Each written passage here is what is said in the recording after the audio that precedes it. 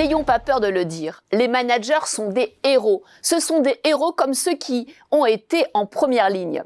Pendant la pandémie, ils ont permis la continuité de l'activité. Ils ont bien sûr accompagné leur équipe, mais surtout, ils ont introduit de nouvelles pratiques de travail. Ils ont permis de recruter à distance et surtout d'animer des réunions virtuelles. C'était pour beaucoup d'entre eux très nouveau. Alors maintenant, qu'est-ce qui se passe? Les managers sont de retour et les managers sont face à 3 enjeux majeurs. Le premier enjeu, c'est organiser le retour des collaborateurs. Alors, il y a les collaborateurs qui veulent revenir et puis ceux qui sont très satisfaits du télétravail et qui souhaitent surtout rester en télétravail. Par rapport à ces différentes attitudes, on le voit bien, il va falloir engager, il va falloir expliquer et surtout, il va falloir se poser la question qui est là, quand et comment faire pour qu'on soit ensemble au même moment.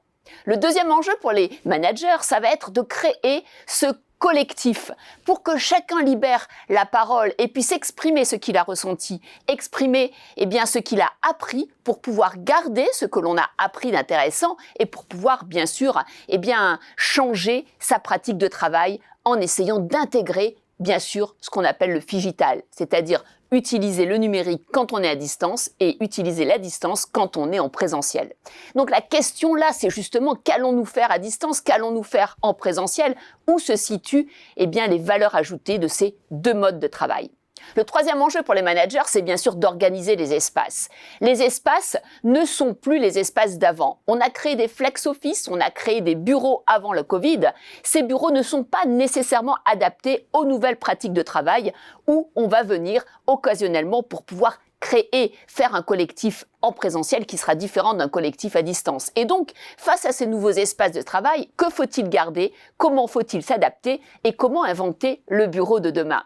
On voit bien là que ces enjeux sont des enjeux essentiels, stratégiques, sur lesquels le manager a vraiment toute sa place à jouer.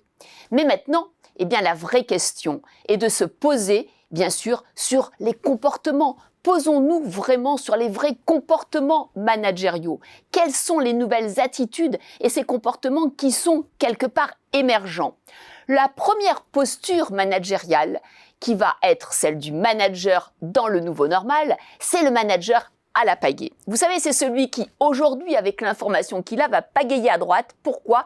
Parce qu'il va s'adapter à l'incertitude, au paradoxe. Et puis demain, il va pagayer à gauche. Alors on peut avoir l'impression qu'il va dans des sens opposés, mais pas du tout. Le manager à la pagaie, c'est le manager qui est en ressources, qui va donner les bonnes ressources à ses collaborateurs pour travailler en mode agile et surtout pour aller très vite.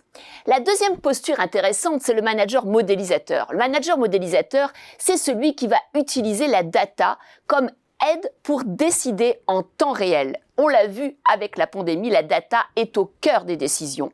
Et ce manager modélisateur est celui qui aura cette culture d'IA compatible, intelligence artificielle, culture data. Et donc celui-ci va savoir faire de la data visualisation. Il va savoir tester des algorithmes et surtout avoir les bons critères pour pouvoir acculturer ses collaborateurs à cette culture data.